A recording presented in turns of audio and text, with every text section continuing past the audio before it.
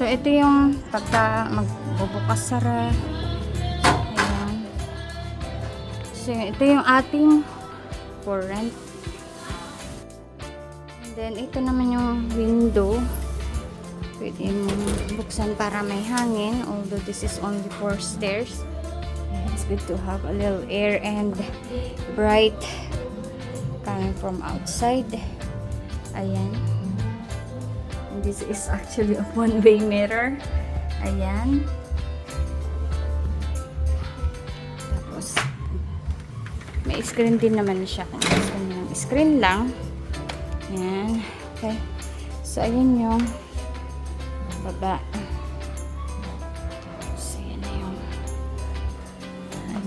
Ito, sliding door din, ay sliding window rin po ito.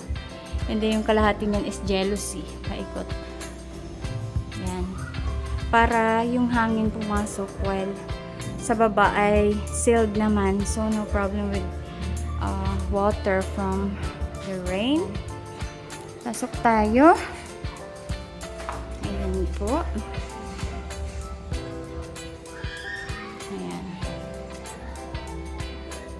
Ayan, so, ito yung kitchen sink. Kung saan habang naguhugas ka, ay mayroon kang view. Ayan yung ating window, para naman maliwanag. At ito yung living room. At pwede mo nang ilagay yung TV dyan. Ayan nga po, at ito yung kitchen, dining area, and your lababo, sink. Ayan. Ngayon, paglabas nyo po dito, dito naman yung stove. Meron din kami dito, pwede nyo lagyan ng kung ano, yung gas. Ayan, so. Meron na rin stove dito, so hindi na po kayo bibili ng stove. So, paglabas naman dito, ay balcony. So, naglilinis pa po kami. Ayan. At from balcony, ito ang inyong view. Yung kalan. Ayan. May mountain. May makikita pa rin kayo. Ito naman ay pwede kayong maglaba, maglagay ng washing machine.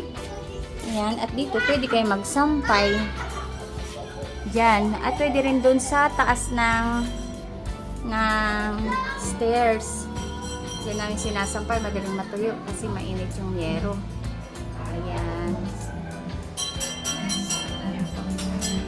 Nagtitinda ng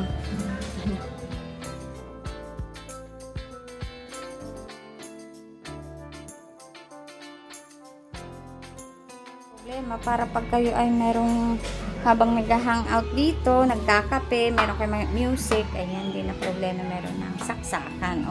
Also for the washing machine. Ayan. And then, so tuwing gabi, sarado lang natin. Yan, may lock naman dyan. So, safe kung saan naman, safe na safe. Dahil ito nga po ay sliding door, so kabilaan na lang po ang ano yan.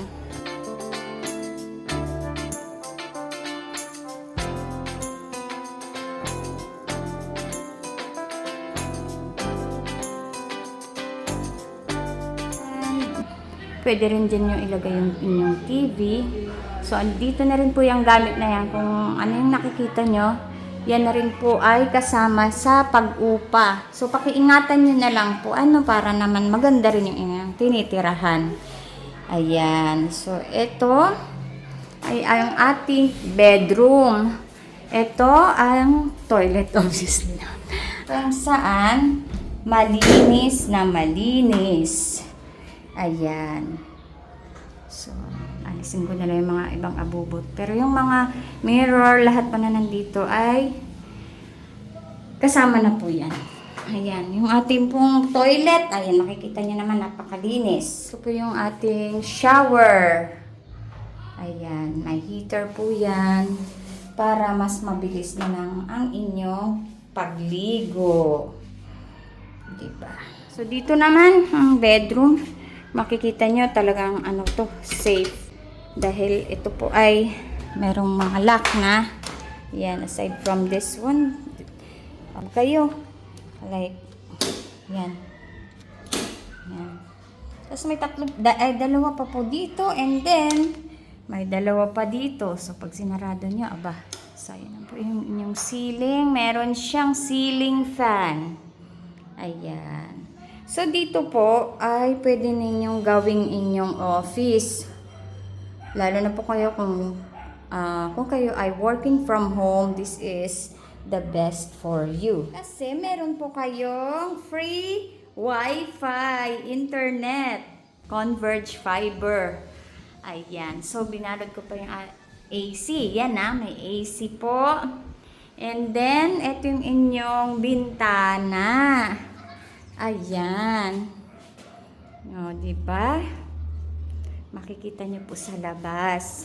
Yung kung maingay po sa labas, ay hindi na po sobrang ingay pagdating dito sa loob. Kung saan kayo ay magpapahinga, matutulog. As you can see, meron na rin po siyang foam.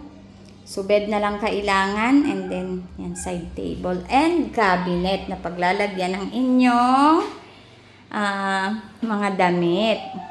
Ayan, may patungan na rin po kayo ng TV. O, diba? Tapos, ayan, meron po, andito po yung remote ng AC. Ayan. Magana po yan lahat. Ayan po. So, ito yung view ng inyong bedroom. Kasi this is actually 2 bedroom. Inisa lang namin dahil ngayong asawa ko ay nag-working from home. Ayan po yung office niya at ito yung tulugan.